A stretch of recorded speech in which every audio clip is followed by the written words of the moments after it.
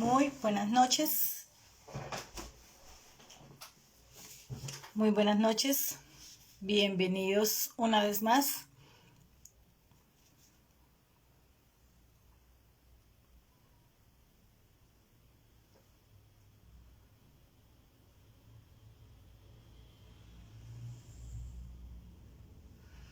Muy buenas noches.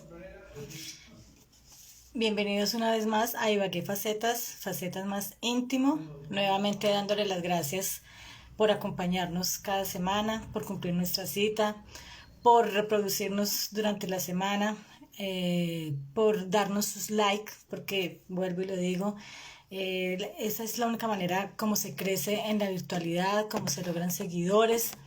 Y bueno, nada más que decir, sino agradecida, muy agradecida con todos ustedes. Mi invitado de hoy es un hombre que ama el campo, los animales, que es paciente y hogareño. Es ingeniero agrónomo de la Universidad del Tolima y tiene además dos maestrías, una en administración de empresas y otra en finanzas. Y actualmente es el presidente del Banco Agrario de Colombia. Quiero que le demos la bienvenida a Francisco Mejía. Vamos a que Francisco se nos una, que ya lo tengo aquí. Vamos a ver que no vamos a tener inconvenientes con la conexión. Bueno, esperemos a ver un segundito. Francisco, creo que ya se nos está uniendo. Hola, Francisco. Hola Ángela, ¿cómo estás? Muy bien, permíteme un segundito porque ya aquí la que se... Ya, te estoy viendo al revés. Volteame la cámara, hazme el favor. A ver, ¿cómo hago? No, hacia el otro lado, hacia el otro, porque quedaste patas arriba. Sí, pero es que ya, Volteala, ya, un volteala segundo, un nuevamente. segundo, un segundo.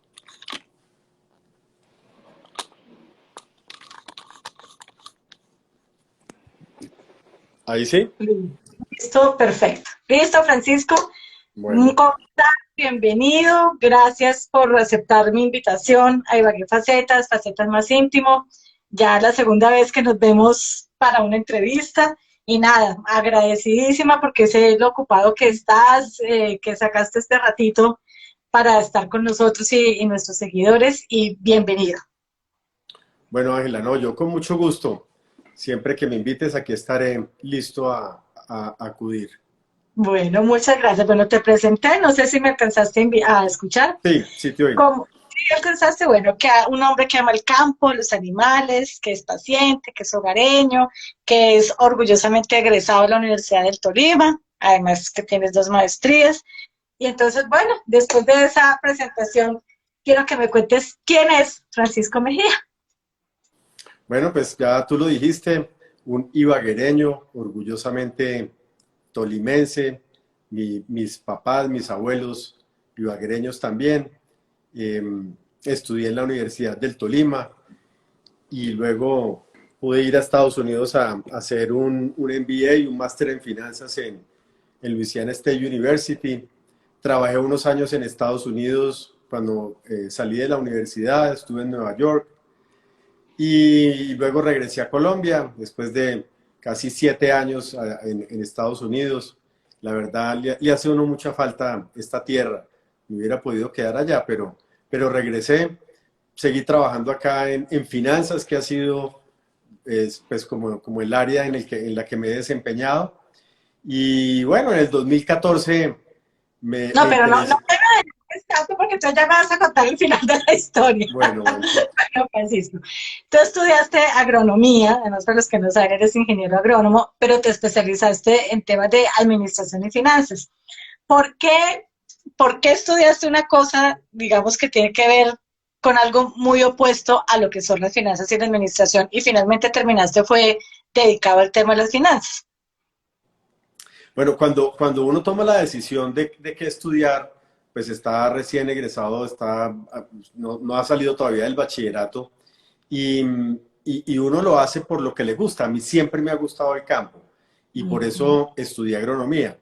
Pero luego entendí que profesionalmente tenía más vocación para trabajar en las finanzas y en la administración que hacer una carrera profesional en agronomía.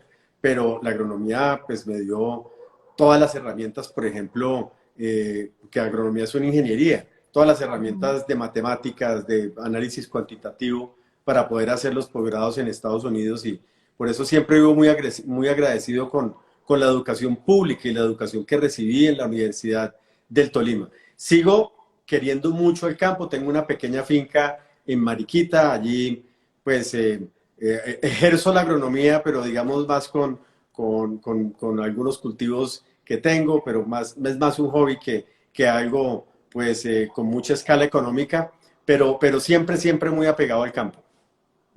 Ah, bueno, entonces no se perdió esa platica. No se Bueno, perdió. y ahora que estás en el Banco Agrario, pues por supuesto que eso sí que tiene que ver totalmente con el agro y con el campo. ¿Cómo está ese ejercicio ya en la presidencia del banco? Me estoy adelantando un poquito en la entrevista, pero es bueno hacer ahora la pregunta. Con los conocimientos que tienes, porque obviamente cuando uno estudia agronomía, pues es la parte técnica y estoy más allá, pero tú lo has dicho, se toca el campo, se tiene que ver con el campo y eso es lo que tú estás haciendo en este momento. ¿Cómo está el campo y el agro en este momento en Colombia, Francisco? Bueno, pues primero quiero decirte que yo amo el trabajo que tengo. Creo que no hay otro trabajo en el gobierno que me hubiera gustado más desempeñar que este y le agradezco al presidente Iván Duque que cuando le expresé ese deseo, pues lo acogió y me nombró presidente del Banco Agrario. Y es un trabajo que quiero mucho porque es apasionante. Yo puedo estar en una reunión un día analizando cómo se va a comportar la curva de rendimientos de los títulos de deuda pública, analizando si el Comité de Mercado Abierto de la Reserva Federal en Estados Unidos se va a reunir para subir o no se va a reunir para subir tasas, y cómo se va a comportar eso en el mercado global para poder hacer una proyección de las tasas de interés y tomar decisiones con el portafolio del banco de inversión del banco, que es uno de los más grandes del mercado colombiano. Pero también puedo estar el otro día en la finca de un pequeño productor, de un campesino como visité hace 15 días en el cañón del río Recio, que tuvimos que caminar media hora bajando por ese cañón y después casi una hora subiendo.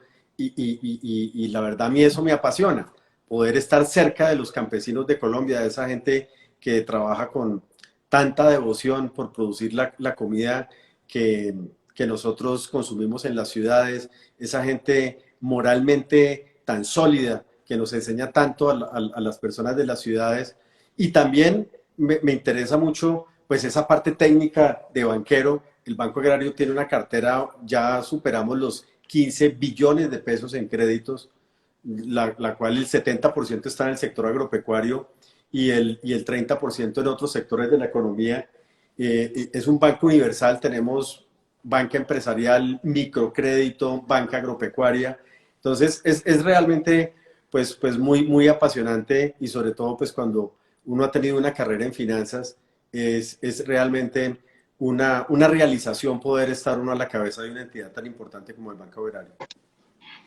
Bueno, yo he seguido pues tu carrera desde que empezaste en el Banco Agrario y tú venías del sector público. El Banco Agrario pues finalmente termina siendo algo del sector, perdón, del sector privado, te pasaste al sector público y siempre habías trabajado con el sector privado. ¿Qué diferencias encuentras en el tema digamos, de servicio al cliente entre un sector y otro?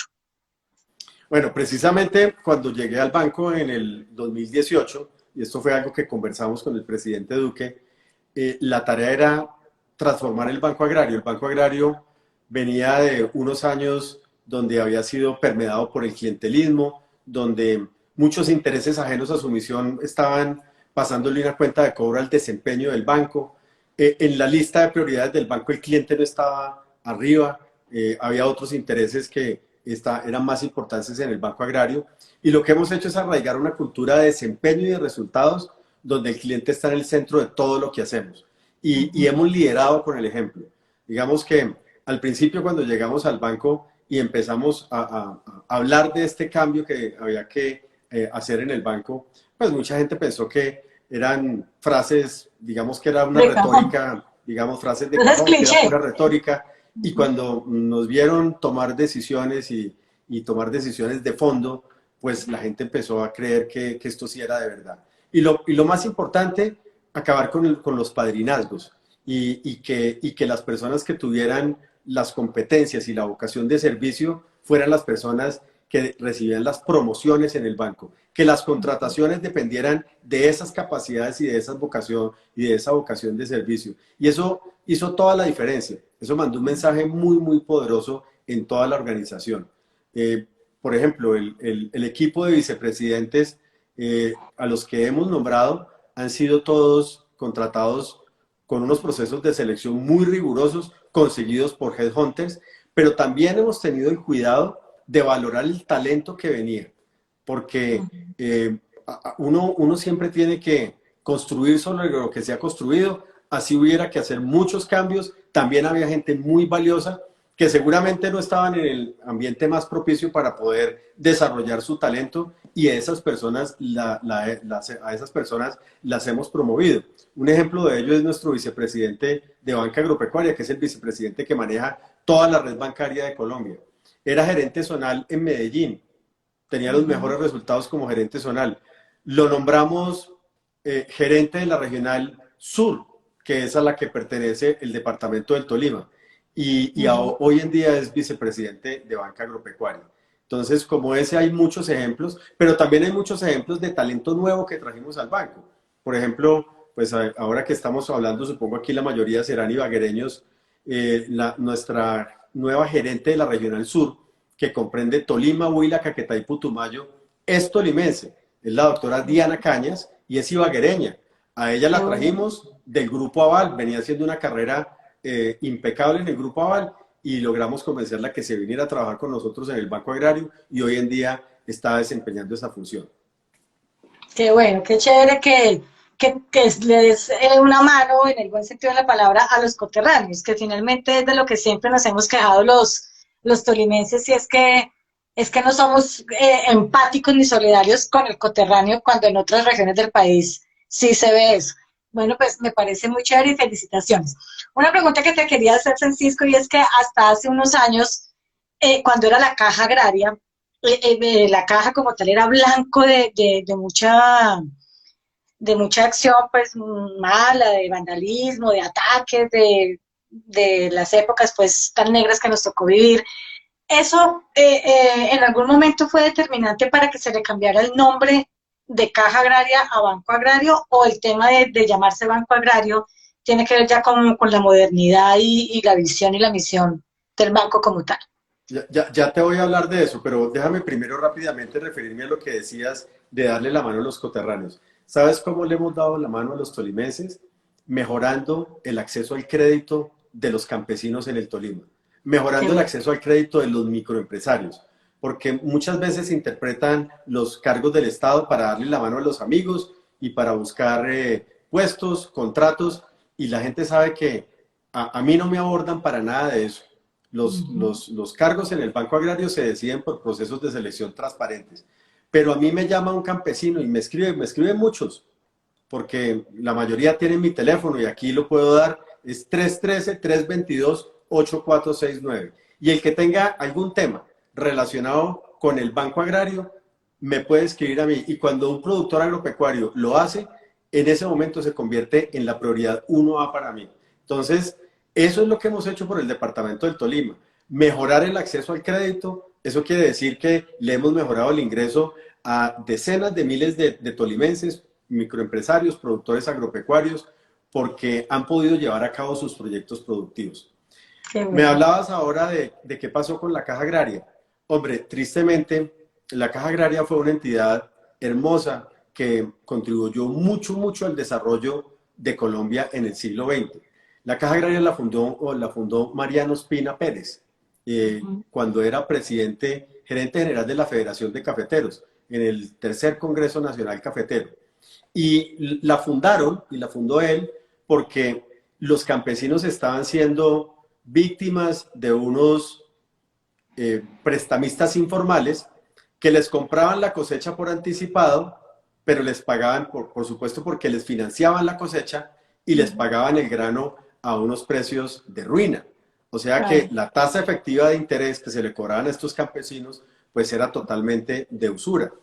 El Banco Agrario llegó y corrigió eso y empezó a irrigar crédito no solamente en el sector cafetero, sino en todo el sector agropecuario y contribuyó mucho, mucho a ese milagro económico que fue el café en Colombia en el siglo XX, que ayudó a forjar buena parte de nuestra infraestructura en Colombia.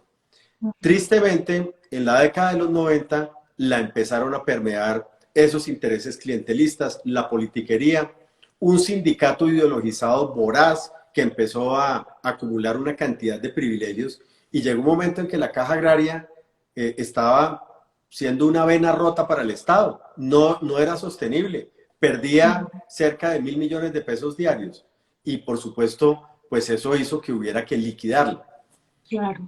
Con muy buen tino, el presidente Andrés Pastrana en su época entendió que había que tener un banco de desarrollo rural, que era muy importante para la economía colombiana hacerlo, y por eso fundaron el Banco Agrario ya sobre unas bases sólidas para que siguiera ese trabajo en la Caja Agraria, pero sin esos problemas que la aquejaron.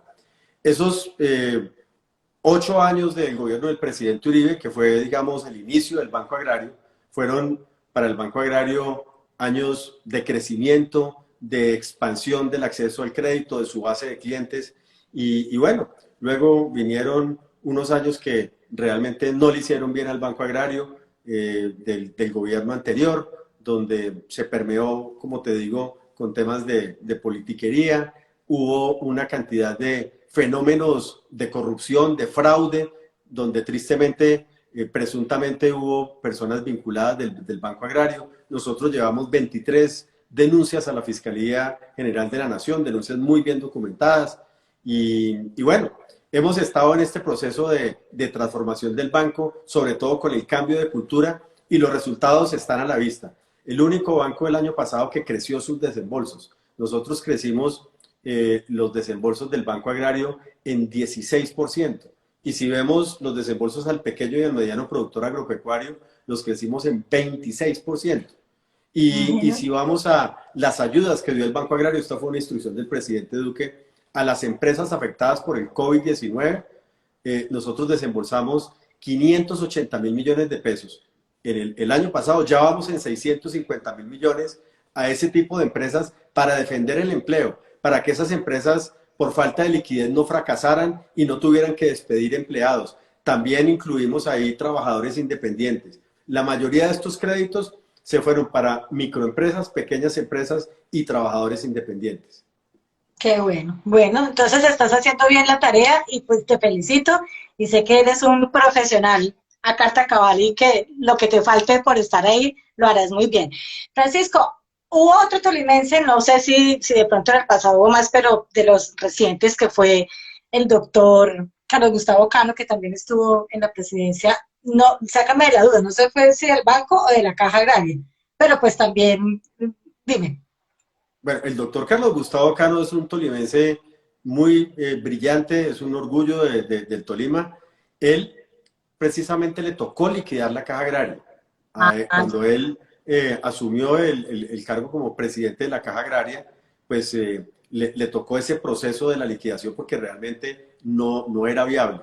Y bueno, eso es algo que pues hizo también con lujo de competencias, con la honestidad y la solvencia técnica que lo caracteriza. Qué bueno. Bueno, vamos a cambiar un poquitico de tema más a la parte personal tuya, Francisco. Hace 4 años que te entrevisté, tú estabas caminando y trabajando en la aspiración a la gobernación del Tolima. Y me acuerdo que cuando te entrevisté ya habías declinado esa aspiración. Pero mi pregunta es, obviamente, cuando se termine este gobierno, pues seguramente tú tendrás que decir adiós a esa presidencia, porque no sé si hay posibilidades de que te reelijan, en fin. Pero bueno, si la tienes que terminar y te tienes que ir de ahí, ¿te gustaría volver aquí a la ciudad, al departamento, a aspirar de pronto a alguna de esas dignidades, llámese alcaldía, gobernación? A ver, yo, como dices, había hecho una carrera, creo yo, exitosa en el sector privado. Las metas que me propuse desde que me gradué de la universidad las cumplí. Llegué a ser gerente para Latinoamérica, gerente financiero de una compañía multinacional, de Schering Plough. Aquí en Colombia fui gerente nacional financiero de Philip Morris. Y bueno, yo creo que llega un momento en que uno se hace la pregunta de si lo que está haciendo en la vida es suficiente en el sentido de contribuir a los demás, contribuir a la sociedad. Y si bien es cierto, uno puede contribuir mucho desde el sector privado, pues si uno tiene esa vocación como la tengo yo, de interesarse en lo público, pues en algún momento debe asumir esa responsabilidad y dar el paso al frente. Como decía el presidente Roosevelt de Estados Unidos, el hombre en la arena. Uno tiene que lanzarse a la arena a luchar por lo que cree. Y eso fue lo que yo hice en ese momento. Pero cuando tú me conociste que había esa precandidatura a la gobernación del Tolima, yo ya me había presentado y esa candidatura sí la llevé hasta el final a la Cámara de Representantes por el departamento del Tolima en el 2014. Y en ese entonces, pues recorrí las calles de Ibagué. Yo, el patrimonio que he hecho, lo he hecho, pues honestamente, trabajando muy duro y yo, pues, no, ni es mi estilo hacer política con plata, ni iba a gastar la plata que me he ganado honradamente en lo que se la gastan muchos políticos tradicionales. Entonces mi campaña fue muy austera, yo no tenía plata, algunos amigos me ayudaron, lo hice, mi campaña la hice expresando mis ideas en los medios, en la calle, repartiendo volantes y hablando con la gente. Y yo estoy muy agradecido por el apoyo de mis paisanos, porque en 3 meses, yo nunca había estado en la política ni en temas del sector público, pues 9.100 tolimenses votaron por mí. Eso fue una gran sorpresa y una campaña muy austera. Entonces, pues eso es algo que llevo en el corazón de gratitud con los tolimenses. ¿Y por qué también tomé esa decisión, Ángela? Yo creo que a esta sociedad le está pasando algo muy grave, y es que hay una carencia de líderes políticos que puedan hacer una pedagogía democrática con solvencia técnica y con solvencia moral. Y yo creo que esa carencia de ese tipo de liderazgos ha llevado a que prosperen paralelamente otro tipo de liderazgos que me parecen negativos para la sociedad. Unos liderazgos que le están sembrando odio a nuestros jóvenes.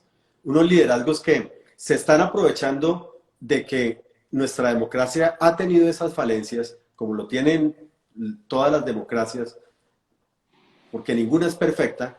Se aprovechan de esas falencias y se aprovechan también de las necesidades y de las carencias de las personas para exacerbar el odio en sus mentes.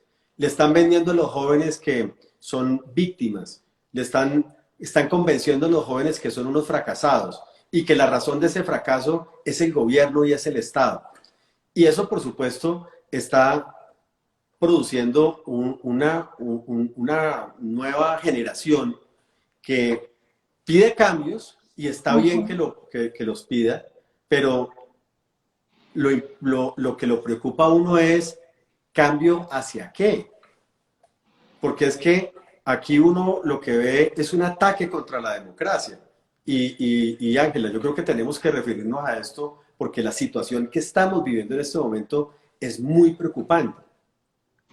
El gobierno nacional presentó una reforma tributaria hace 15 días. Una reforma que tenía un componente de redistribución del ingreso más grande de lo que haya tenido cualquier otra reforma en la historia. Esa reforma quería ampliar la base tributaria, que unas personas que hoy no pagan impuestos empezaran a pagar en la medida de sus necesidades. Eso no cayó bien en el Congreso, esa ampliación de la base tributaria. La reforma quería que las personas que hoy tienen más capacidad de pago, los más pudientes, pagaran más impuestos, y que un segmento nuevo de colombianos empezaran a pagar impuestos, una clase media alta, digámoslo. Y es legítimo que esas personas que sienten que su bolsillo va a ser tocado, pues se incomoden, y la democracia tiene unos escenarios para discutir eso. En el Congreso de la República cayó mal la ampliación de la base tributaria, y ya era claro que eso no iba a pasar en la reforma. Sin embargo, el líder de la oposición llamó a la protesta social, llamó a esta cantidad de manifestantes a las calles. Y aún después de que el gobierno retiró esa reforma tributaria, ese líder de la oposición, que es el senador Gustavo Petro, insistió en ese llamado a la protesta sabiendo que se estaba escalando la violencia. Y uno ve una cantidad de jóvenes que salen con mucho odio a protestar contra, en ese caso, contra esa reforma tributaria. ¿Sabes qué incluía esa reforma tributaria que retiró el gobierno? Que ojalá se incluya en la nueva que se va a presentar. Que los jóvenes de estratos 1, 2 y 3 tenían educación superior gratuita. ¿Sabes qué otra cosa incluía esa reforma tributaria? Que el Estado le pagara la seguridad social a las empresas que contrataran muchachos entre los 18 y los 26 años para poder impulsar el empleo de los jóvenes. Pero los muchachos, muchos muchachos hoy en día, como su juicio está nublado por el odio, no se toman el trabajo de analizar qué les conviene y qué no les conviene. Simplemente acuden a las consignas políticas de su caudillo, en este caso el senador Gustavo Petro, que utiliza el odio y el llamado pues a estas manifestaciones contra la democracia como herramienta política, como instrumento político, y bueno, pasa lo que está pasando. Ahora, imagínate, Ángela, las protestas cada vez más violentas, cada vez atentan más contra los derechos del resto de los 45 millones de colombianos que no estamos en la calle protestando. ¿Legítima la protesta sin violencia? Claro que sí, pero los bloqueos no, porque los bloqueos le están quitando el derecho al trabajo a las personas, porque le están quitando el derecho a la seguridad alimentaria, porque están encareciendo los alimentos, porque le está quitando el derecho a salud a las personas. En un bloqueo aquí en Cundinamarca, no dejaron pasar una ambulancia que llevaba a una señora en labores de parto y el bebé se murió. Asesinaron un bebé, un colombiano que estaba viendo la luz por primera vez y no lo dejaron vivir por la violencia. Y es con esa violencia que quieren lograr objetivos políticos. Ese ha sido el gran problema y el gran combustible de la violencia en Colombia. Hacer política utilizando métodos violentos. Pero ahora con un ingrediente más grave. Ya lo dijo el fiscal general de la Nación. Los que financian ese vandalismo y esa violencia que se está viendo en las protestas es el narcotráfico.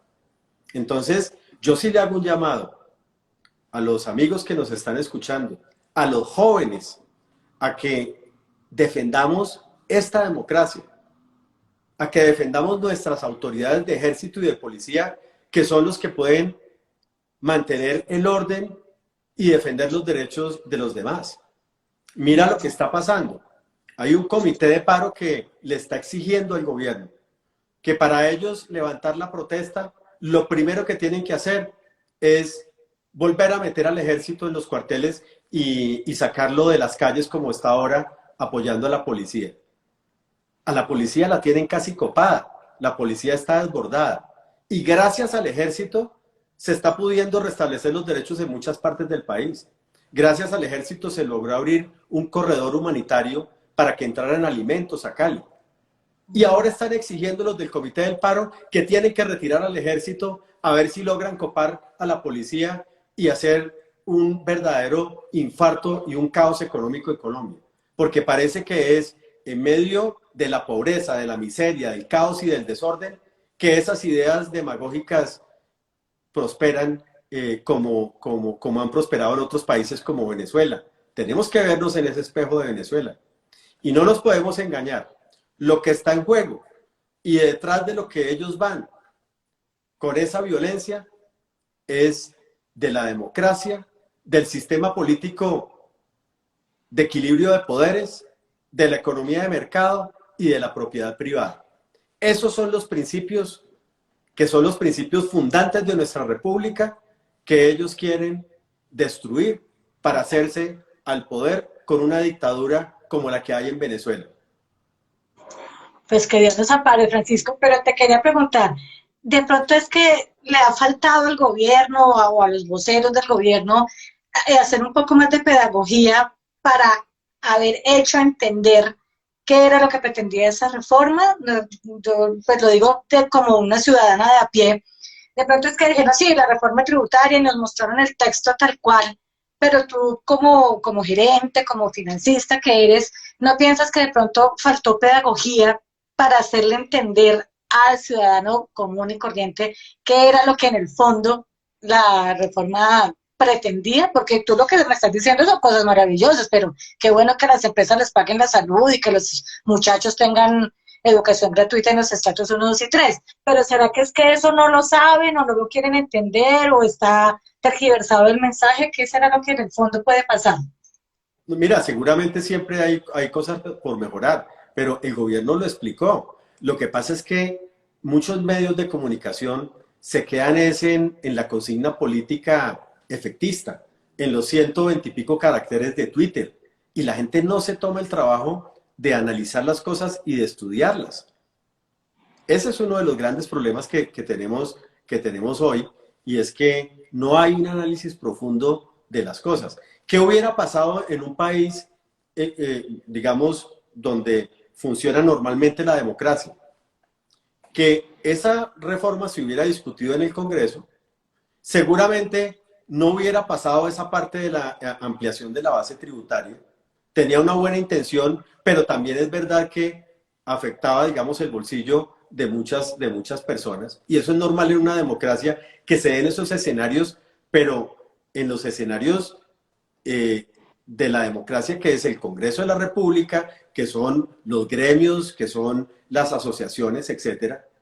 Pero el líder de la oposición no dejó que esa discusión se diera en ese contexto democrático. Y de una vez llamó a las calles y mire en lo que vamos. Mire en lo que vamos. Y ahora quieren, con presionar al presidente de la República por toda esa violencia que está ocurriendo, presionarlo, que levantan el paro, pero entonces tiene que arrodillarse y darles lo que ellos están pidiendo, que es básicamente un programa político de extrema izquierda que no fue el que ganó en las elecciones. Entonces aquí lo que tenemos que preguntarnos es, ¿para qué tenemos una democracia? Tenemos que pronunciarnos civilizadamente el día de las elecciones y votar por programas políticos. Pero si unos violentos en la calle nos van a imponer un programa político que no fue el que ganó, pues yo creo que estamos derogando la democracia colombiana. Y por eso aquí lo que corresponde es el ejercicio firme de la autoridad en el marco de los derechos humanos para proteger los derechos de los ciudadanos. Y nos corresponde a todos hacer una pedagogía democrática para que Colombia no se vuelva otro Venezuela, para que los jóvenes, si bien es cierto, no pierdan su capacidad de crítica, porque un joven por naturaleza debe ser crítico, pues no se deje manipular por un político que tiene unas ambiciones desmedidas de poder y lo está utilizando para hacer eso. Mire, yo tengo todas las diferencias que puedan haber con la alcaldesa Claudia López, pero dijo una cosa que me pareció sensato, y lo dijo con nombre propio, y dijo: Gustavo Petro está manipulando a los jóvenes de Colombia a que salgan a marchar y a ponerse en riesgo, y él ni siquiera pone un pie en la calle. ¿Y sabes desde dónde ha incendiado el país? Desde la comodidad de unas vacaciones de 4 meses que se dio por el Mediterráneo. Entonces, esas son las reflexiones que tenemos que hacer. Si son esos los líderes que van a servir de modelo para cambiar este país, o más bien son esos los líderes que pueden llevar a Colombia a un camino tortuoso como el que está transitando la hermana República de Venezuela. Bueno, pues que Dios ilumine al gobierno, ilumine a la oposición también, porque pues finalmente todos hacemos parte del mismo país y lo que queremos los que estamos de este lado, pues es lo mejor para el país y sé que una parte y otra están trabajando en eso, pero ojalá encuentren un punto en común que nos beneficie a todos. Francisco, el Tolima ha sido por tradición y por vocación y como por muchos años un departamento agrícola, arrocero. Yo me acuerdo cuando estaba más joven, pasaba uno por el Espinal y veía el algodón y yo no volví a ver el algodón, sorgo, etcétera, etcétera. Tú desde tu presidencia y como tolimense que eres, ¿cómo ves al Tolima en ese tema? ¿Si realmente estamos siendo agrícolas, estamos haciendo honor a ese título y a esa vocación que el departamento tiene, o nos falta, o nos hemos Sí, perdido? no, el departamento sigue siendo agrícola, creo que pues ha habido una transformación, se están desarrollando nuevas industrias, por ejemplo, el aguacate Hass, que tiene tanta vocación de exportación, está arraigándose mucho en la cordillera, los cafés especiales, el arroz ahora con denominación de origen de la meseta de Ibagué, los cítricos. No, yo veo una transformación, creo, muy importante en el departamento del Tolima y yo creo que tenemos que avanzar más en la agregación de valor, en agroindustria. Eh, Así que, no, yo eso lo veo bien y en el banco pues hemos contribuido a que el departamento pues crezca más y se desarrolle más, no solo el sector primario agropecuario, sino el sector de valor agregado que es la agroindustria, que es tan importante. Ah, pues qué bueno. Bueno, volvámonos para acá, para Ibagué. ¿Cómo ves a Ibagué en el tema de otro, digamos, otro caballito de batalla que se ha tocado mucho, tanto en Ibagué y el Tolima, que somos turísticos y que, mejor dicho, que las riquezas turísticas que tenemos son pues envidiables en cualquier parte, pero yo veo, y de hecho, pues yo he sacado 2 libros de turismo en los 2 últimos años, pero veo que eso se quedó en la retórica y que no vamos más allá del discurso de que somos turísticos. ¿Cómo ves tú también ese sector y hasta dónde tú pudieras apoyar esa parte? Pues tú no, el Banco Agrario, en cabeza tuya. Sí, bueno, nosotros estamos listos y hemos financiado muchos proyectos agroturísticos y tenemos, digamos, intención de seguirlo haciendo. Yo creo que en el Tolima lo que falta es infraestructura, infraestructura turística. En turismo hay una frase que acuñaron los gringos, es que dice, construya lo que ellos vienen. Ese fue el principio que aplicaron en Dubái. Dubái era un desierto hace 50 años y decidieron poner millones de dólares en infraestructura, hicieron hasta una isla artificial y todo el mundo llegó ahí. Entonces, tenemos ventajas competitivas. En el Tolima tenemos patrimonio cultural, tenemos Honda, tenemos Mariquita. En el Tolima tenemos la cercanía con Bogotá. En el Tolima tenemos un buen clima. Ahora ya tenemos una infraestructura vial, esa doble calzada, etcétera. Y yo creo que lo que nos falta es animarnos, que los empresarios inviertan en infraestructura, pero para todo eso hay que tener certidumbres políticas. Este país no puede estar cada 4 años jugándose su democracia. Este país no puede estar cada 4 años con miedo de que llegue un presidente hostil a la inversión privada que va a expropiar, como pasó en Venezuela, porque eso no contribuye al desarrollo. Un país necesita certidumbre de largo plazo y ojalá en Colombia superemos eso y podamos respirar tranquilos de que no importa cuál sea el presidente, que si es más de izquierda o más de derecha, que sea un demócrata, porque la izquierda es muy respetable, la izquierda democrática es muy respetable, la Ah, derecha también, la centroizquierda, la centroderecha, oh, pero lo que no podemos es prestarnos para que crezca esa corriente política que es antidemocrática, que exacerba el odio, que exacerba la lucha de clases, porque ahí es cuando fracasa una nación. Ojalá superemos eso, porque eso despeja mucho la inversión, despeja mucho la confianza.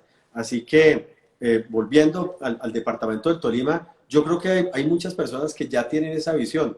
Estuve hace poco en la Sembratón del Banco Agrario en Venadillo, sembrando árboles en una finca donde están haciendo un proyecto agroturístico que lo veo muy viable para que se vuelva algo parecido a lo que tienen en el eje cafetero con el Parque del Café, por ejemplo.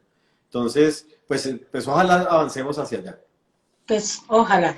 Tú eres un hombre indiscutiblemente exitoso porque pues tu hoja de vida es muy buena, muy llena de experiencias tanto en lo público como en lo privado, finalmente estás en lo público. ¿A qué crees que se debe el éxito, Francisco? Oscar Wilde decía que el talento es 10% inspiración y 90% transpiración, o sea, esfuerzo. Eh, Uno, pues la visión que tiene, la tiene que ejecutar con disciplina, haciendo lo que uno visiona que va a hacer.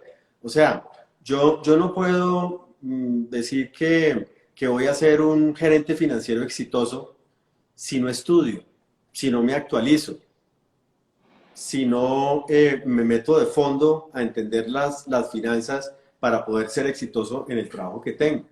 Yo no puedo decir que voy a ser exitoso en el sector público si no sé historia, si no sé las tendencias políticas en el mundo. Y para eso uno tiene que dedicarle tiempo y estudiar. Entonces, si yo digo que quiero ser algo, pero me la paso es viendo series de Netflix todo el día, pues una cosa es lo que yo quiero ser y otra cosa es lo que yo hago para llegar allá, ¿no es Para cierto? llegar a... Ahora, eso no quiere decir que uno no pueda ver una serie de Netflix, yo las veo, pero todo tiene que ser con moderación, uno no puede, eso que llaman las maratones, todo el fin de semana, bueno, ¿y a qué horas leyó un libro? ¿A qué horas construyó algo para su visión de lo que quiere ser en el futuro? E indiscutiblemente, ahí va mi siguiente pregunta. Tu papá fue una persona que le aportó mucho a los gremios en el Tolima, porque pues, yo me acuerdo de él que él era de todas las juntas y era presidente y era una persona que uno veía muy dinámica en algo que tú has nombrado y es el tema de aportarle al otro, ¿no? Eso se aprende definitivamente y pues y se hereda, ¿no? Y tú lo estás diciendo, si uno quiere ser pero no se prepara para llegar a ser, pues definitivamente eso no se da. ¿Qué le aprendiste entonces a tu papá? Mucho, él es una persona con mucha vocación de servicio, ya está, digamos, retirado, pero fue muy activo en precisamente en que el Tolima tuviera unas empresas que generaran empleo, que se modernizara aparato productivo del Tolima. Siempre esa fue su obsesión, por eso pues, contribuyó a la fundación de Aires, por ejemplo, que fue la empresa aérea de tolimenses y huilenses, en fin, y muchas otras iniciativas. Mm, y aprendí la integridad, la honestidad. Yo creo que ese es un valor que uno siempre lo debe tener y es lo que al final le permite a uno mirar a los ojos a cualquier persona, le permite a uno tomar decisiones en los cargos donde uno está, porque cuando uno tiene autoridad moral para hacer las cosas, pues es incuestionable. Así que sí, le aprendí a él pues esa vocación de servicio y su integridad. Y definitivamente él Y perteneció recuerdo a ese... mucho, Dime. y recuerdo mucho, no solo a él, es que pues él tenía muchos amigos que eran mayores que él y yo muy niño, como que tuve una conexión con una generación muy anterior que pues digamos que tener esa conexión no es fácil. Él era muy amigo, por ejemplo, de Rafael Parga, Lord Parga, un tolimense ilustrísimo del siglo XX, fue ministro de López Pumarejo, eran íntimos amigos, siendo Lord Parga mucho mayor que él. Y yo de niño participaba en esas conversaciones. Él era muy amigo de Rafael Caicedo, por ejemplo. Y yo de niño De los participaba en esas. tolimenses nuevos que ya no hay. Con muy contacto. Exactamente, exactamente.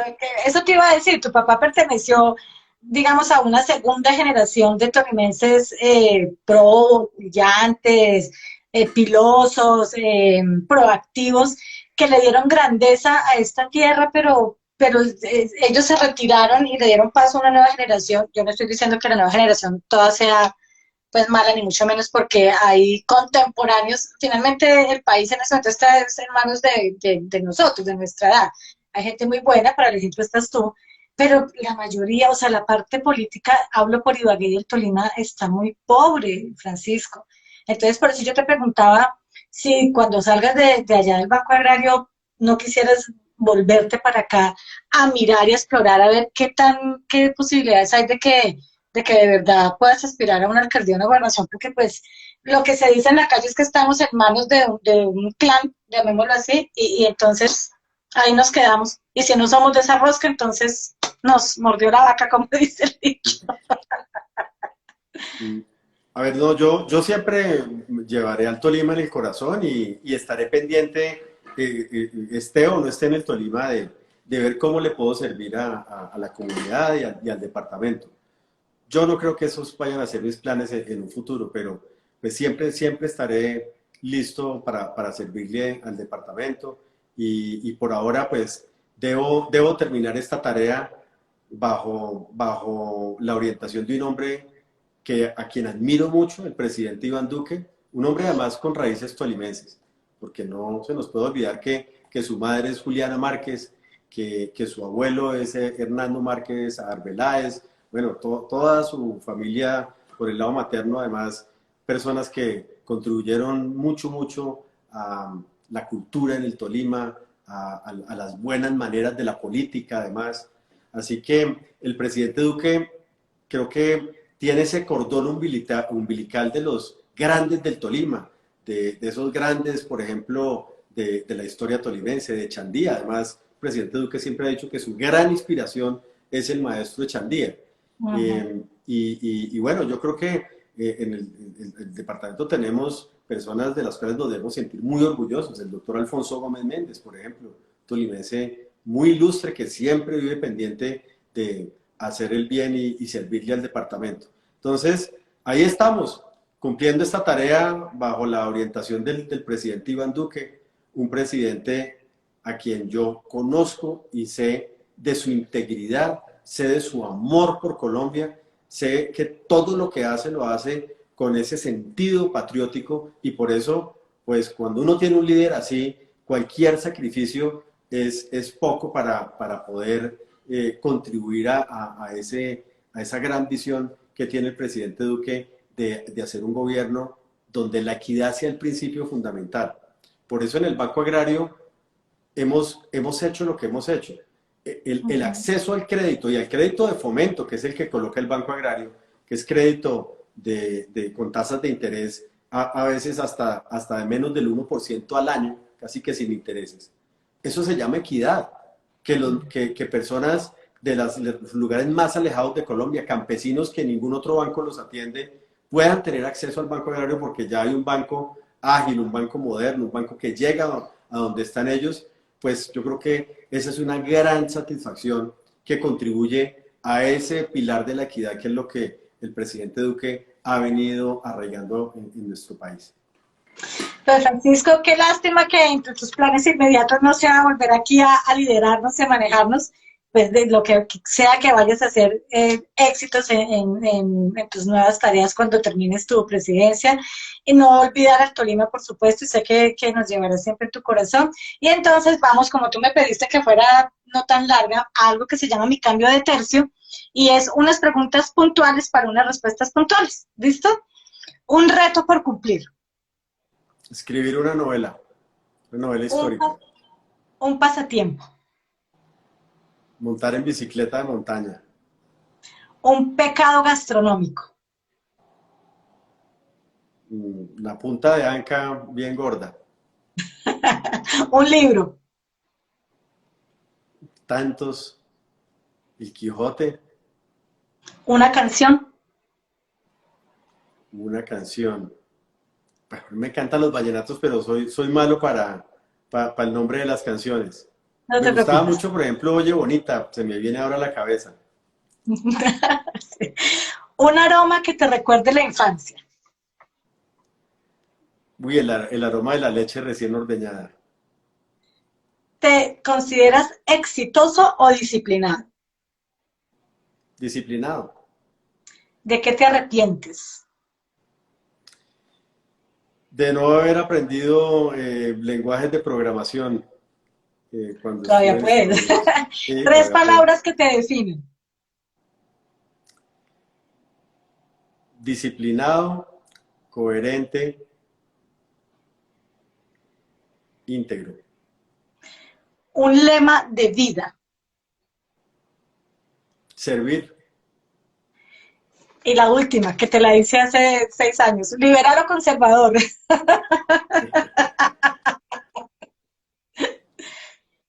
Sabes que es una pregunta que yo mismo tengo dificultad en contestarla porque soy muy liberal en ciertas cosas y soy conservador en otras. Es posible que sea un poco más conservador. Listo, Francisco. Bueno, Muchas gracias por haberme aceptado la invitación, por esta entrevista tan bonita, nos esclareciste muchas cosas, desearte siempre lo mejor, muchos éxitos en todo lo que hagas, lo que estás haciendo, lo que emprendas después. No olvides a tus coterráneos, que aquí estaremos también para servirte y apoyarte. Y nada, un abrazo desde aquí hasta allá y será hasta que nos veamos en vivo y en directo. bueno, gracias a ti, Ángela, y muchas gracias a los que nos escucharon y nos vieron. Chao, Bueno, chao. señor. Chao, chao. Queda grabada la entrevista, ¿no? En el Instagram de Ibagué Facetas, para los que la quieran ver. Perfecto. ¿Listo? Vale. Chao, chao. Chao.